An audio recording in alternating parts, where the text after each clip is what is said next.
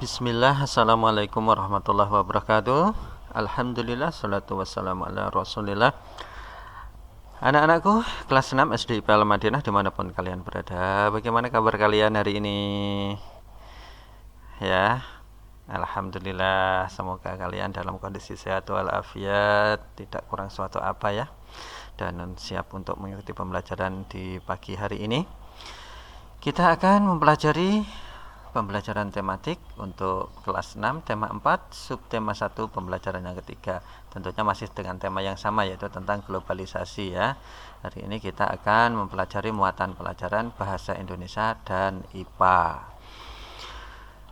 Baik, kita akan mengawali pembelajaran dengan pembelajaran tentang menemukan informasi penting dalam teks eksplanasi. Tentu kalian masih ingat kan apa yang dimaksud dengan teks eksplanasi ya. Kita sudah pelajari di pembelajaran yang lalu, yaitu teks yang menjelaskan tentang proses terjadinya atau terbentuknya fenomena, baik fenomena alam maupun fenomena sosial, begitu ya. Strukturnya pun juga masih ingat kan, ada 3 ya di sana ya. Ada pernyataan umum, deret penjelas, dan simpulan. Baik, seperti apa teks eksplanasinya? Insya Allah kita akan segera membaca bersama-sama ya. Di sini ada bacaan tentang menyalurkan energi listrik. Kalau kemarin kita sudah mempelajari bacaan yang berjudul tentang cara pembuatan listrik ya, sekarang kita akan mempelajari bagaimana cara menyalurkan energi listrik. Baik, yuk kita baca bersama-sama.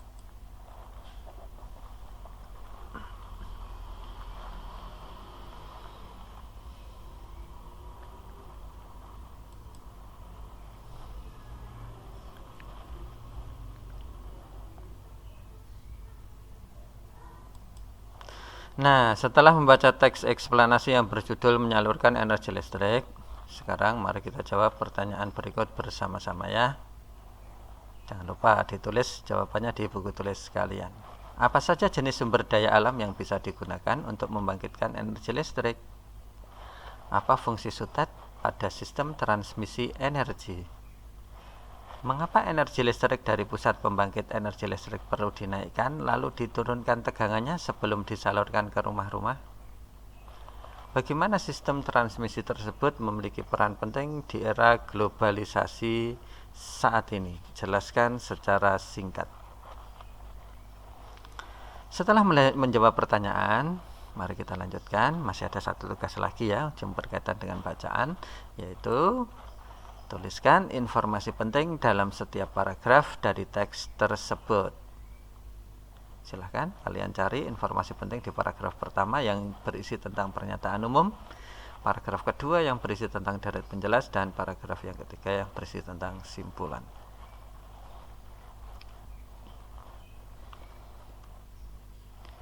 Gambaran secara umum untuk penyaluran energi listrik seperti ini.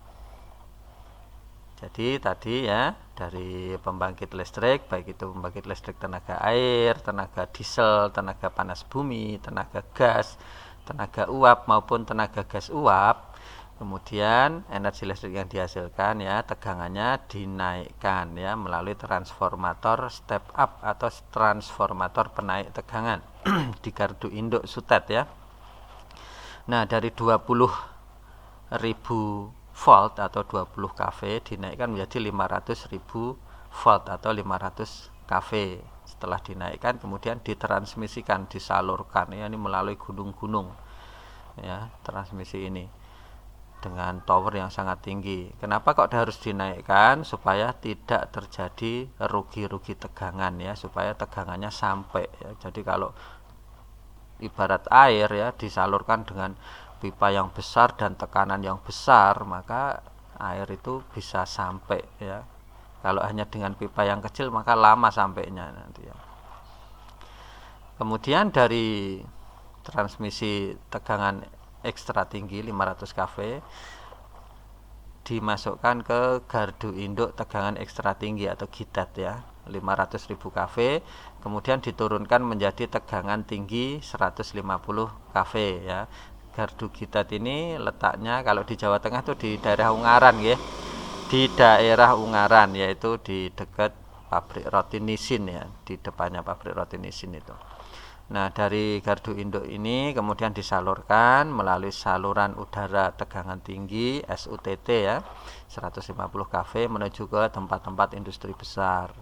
Ya, sebagian lagi masuk ke gardu induk ya, masuk ke gardu induk tegangan tinggi 150 kV untuk diturunkan lagi tegangannya menjadi 20 kV atau disebut tegangan menengah ya. Gardu induk ini dekat dengan pintu tol kalau di daerah kita dekat dengan pintu tol Ngasem ya.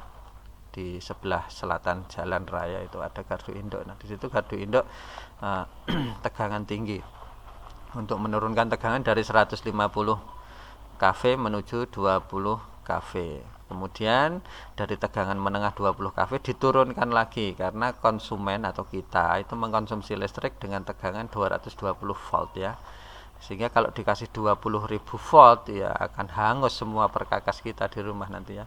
Kemudian diturunkan ya dari 20 kV menjadi 220 volt ya melalui transformator step down atau penurun tegangan yang biasanya terdapat di tiang-tiang listrik ya. Beberapa tiang listrik itu kadang ada seperti itu ya.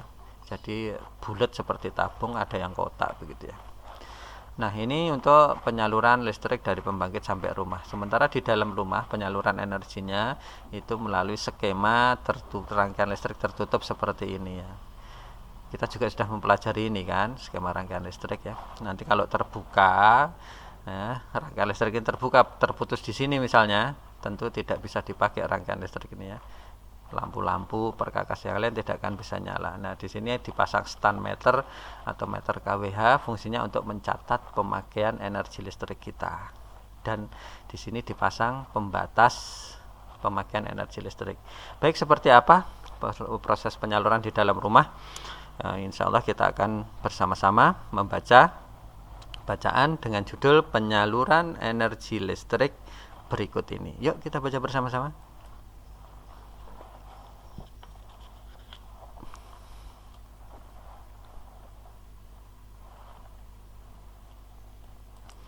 Nah, setelah membaca teks yang berjudul penyaluran energi listrik tadi, sekarang kita jawab pertanyaan berikut ini.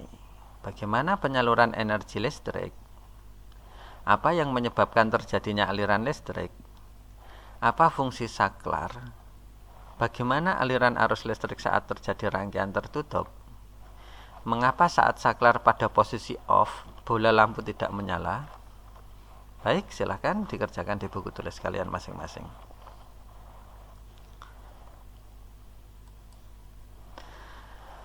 Insya Allah untuk pembelajaran kita hari ini tema 4 subtema 1 pembelajaran yang ketiga kita cukupkan sampai di sini. Kita lanjut lagi insya Allah besok ya untuk pembelajaran tematiknya tema 4 subtema 1 pembelajaran yang keempat. Baik, barakallahu fiik, subhanakallahumma wa bihamdik asyhadu alla ilaha illa anta astaghfiruka wa atubu ilaik. Wassalamualaikum warahmatullahi wabarakatuh.